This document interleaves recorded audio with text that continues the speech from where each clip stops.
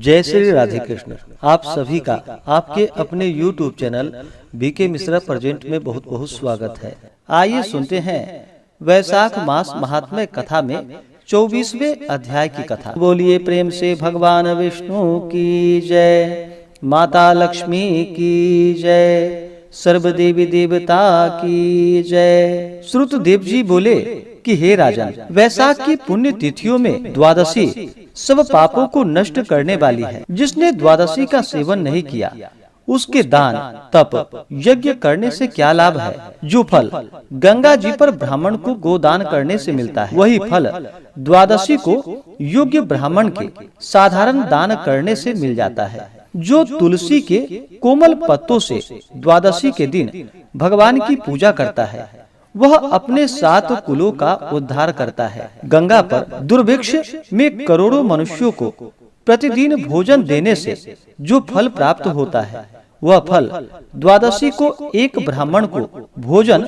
देने से मिलता है। जो द्वादशी को थोड़ा सा भी अन्न ब्राह्मण को देता है, उसे कोटि ब्राह्मण भोजन का फल प्राप्त होता है। जो मधु सहित द्वादशी को तिल के पात्र का दान करता है, वह संसार के सभी बंधनों से छूट जाता है। जो शुक्ल पक्ष की एकादशी की रात्रि को जागरण करता है, उससे सब देवता प्रसन्न होते हैं और वह मोक्ष पाता है। करोड़ों सूर्य और चंद्र ग्रहण के समय जो फल मिलता है, वही फल एकादशी को प्रातः काल स्नान करने से मिलता है। जो कोई वैशाख की द्वादशी को बछड़े सहित गौदान करता है, वह अपने करोड़ों कुलों का उद्धार करके विष्णु लोक का अधिकारी होता है। जो इस दिन यम, पितृ, राजा, गुरु, देवता और विष्णु भगवान के निमित्त दक्षिणा सहित जल का घड़ा दान देता है। जो द्वादशी के दिन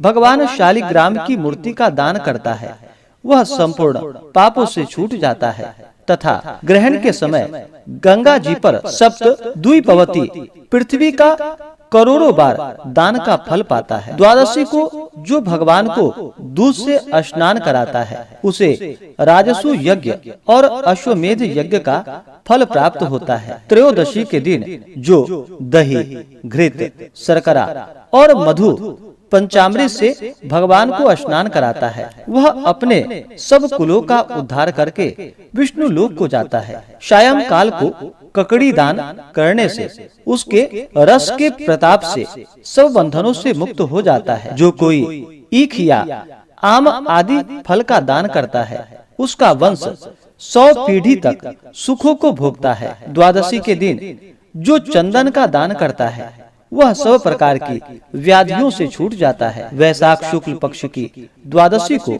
जो भी दान किया जाता है, वह अक्षय धन का दान करने वाला होता है। वह अत्यंत मंगलकारी है और इसके सुनने मात्र से सब पापों का नाश हो जाता है। कथा प्रसिद्ध है कि कश्मीर देश में देवव्रत नाम का एक ब्राह्मण था।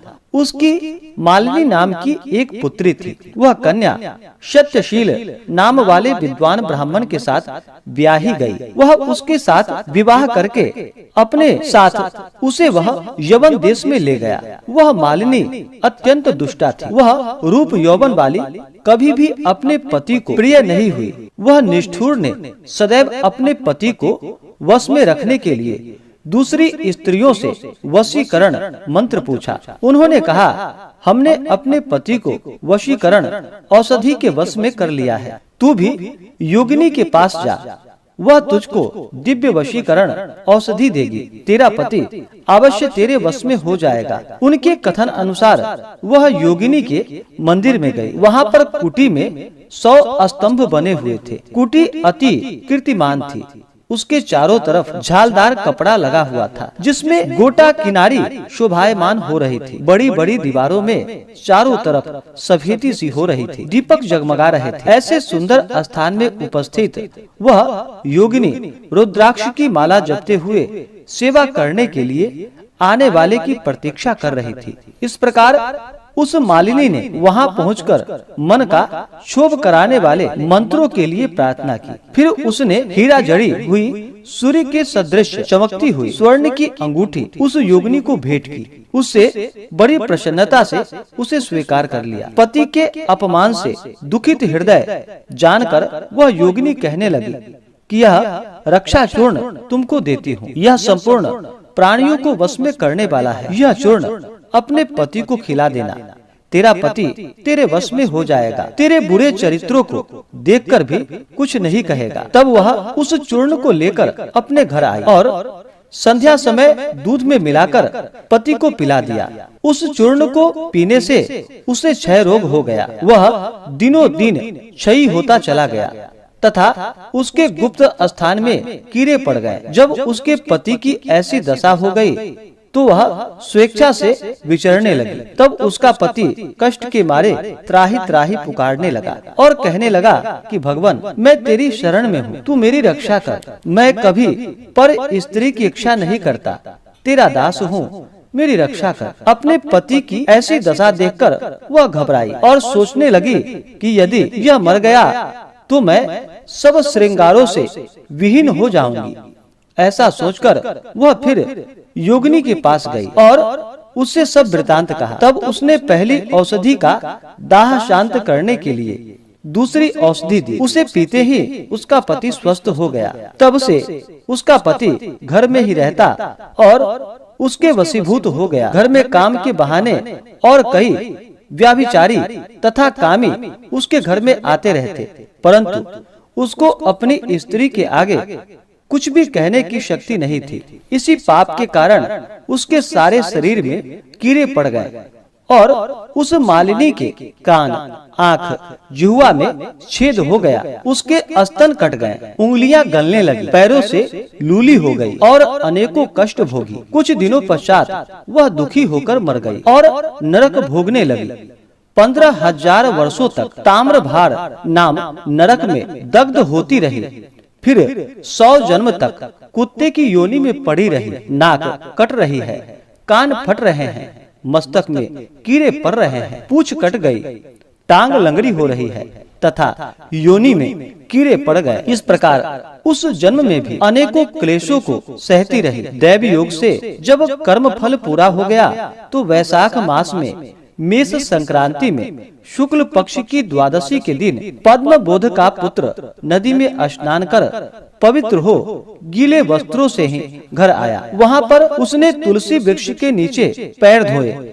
उसी स्तंभ के नीचे वह कुतिया उस चरण धोए हुए जल में लेट गई, जिससे उसके पाप नष्ट हो गए और पूर्व जन्म के सब पाप कर्मों की याद कर वह व्याकुल होकर त्राही त्राही पुकारने लगी और अपने पूर्व जन्म का वर्णन उस मुनि से करने लगी कि हे मुनि, मैंने अपने पति को विष दिया, फिर अनेक प्रकार के कुकर्म किए। जो कोई धर्म करने वाली स्त्री अपने पति को वश में करती है, वह मेरी तरह ही ताम्र भार नरक में तपाई जाती है। पति ही स्वामी है, पति ही देवता है, फिर उसके साथ अनर्थ करके स्त्री कैसे सुख को पा सकती है। जो कोई अपने पति को दुख देती है, वह 100 जन्म पर्यंत कुत्ते की योनि में पड़ती है और उसके असंख्य उसे कीड़े पड़ते हैं। अतः स्त्री को उचित यही है कि वह सदैव अपने पति की आज्ञा को माने। मैं आपके सामने खड़ी हूँ, आज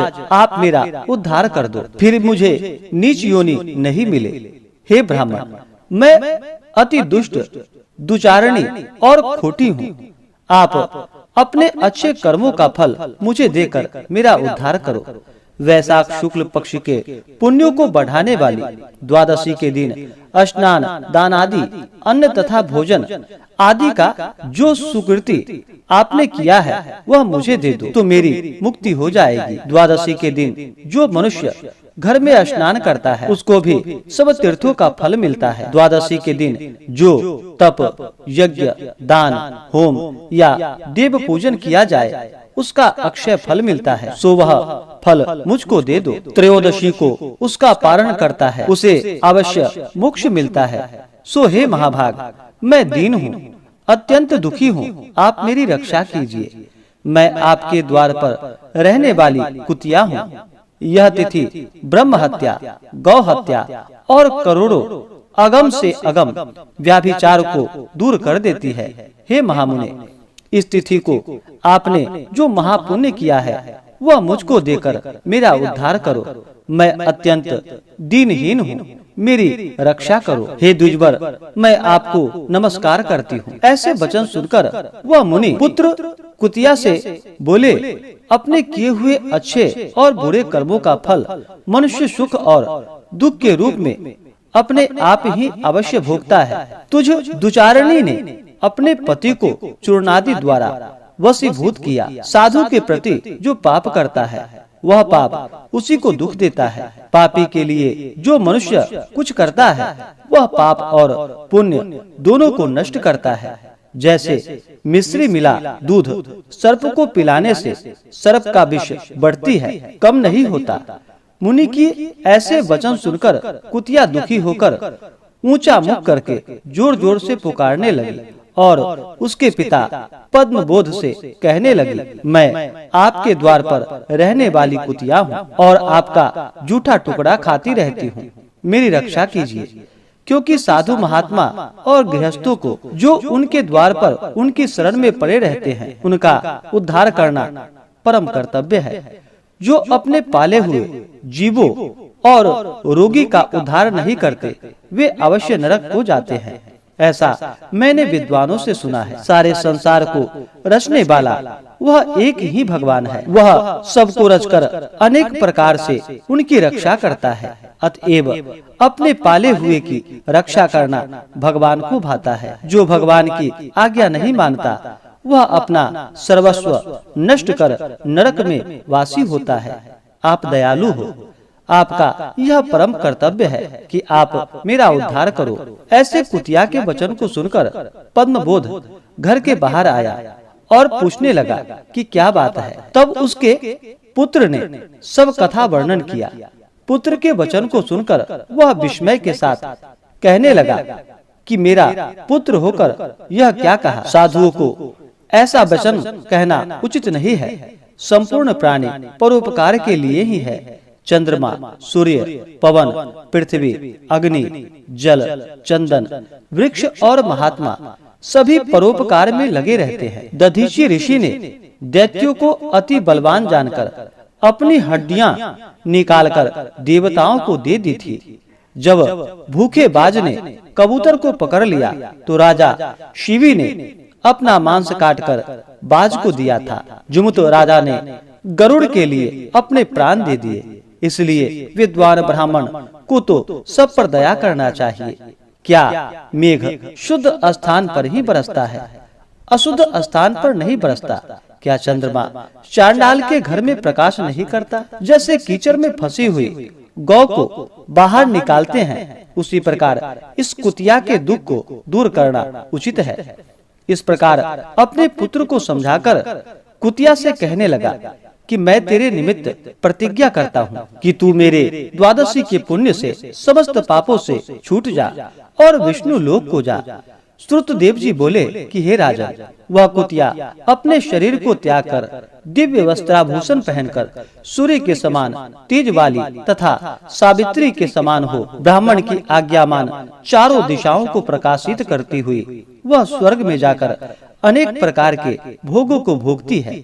वैशाख द्वादशी के प्रभाव से वह उर्वशी नाम की अप्सरा श्रेष्ठ अंगों वाली तथा देवताओं को प्रिय हुई। जिस गति को योगी जनों के लिए पाना दुर्लभ है, उस गति को उस कुतिया ने प्राप्त किया। तब से ही मधुसूदन भगवान की प्यारी और पुण्यदायक यह तिथि संसार में प्रसिद्ध हुई है। इस प्रकार से श्री स्कंद पुराणीय वैशाख महात्म्य में नारद एवं अम्बरीश के संवाद में शुनि मोक्ष प्राप्त नामक 24वां अध्याय पूर्ण हुआ। तो बोलिए प्रेम से भगवान विष्णु की जय, माता लक्ष्मी की जय, सर्वदेवी देवता की जय। इसी प्रकार से आगे के अध्याय को सुनने के लिए हमारे चैनल पे अगर आप नए हैं तो चैनल को लाल बटन दबा करके सब्सक्राइब करें, साथ में बेल आइकन घंटी को दबाएं, ताकि मेरे वीडियो का नोटिफिकेशन आपको समय से मिलता रहे। वीडियो को लाइक करें, शेयर करें। सुखी रहें और स्वस्थ रहें। जय श्री राधे कृष्ण। धन्यवाद।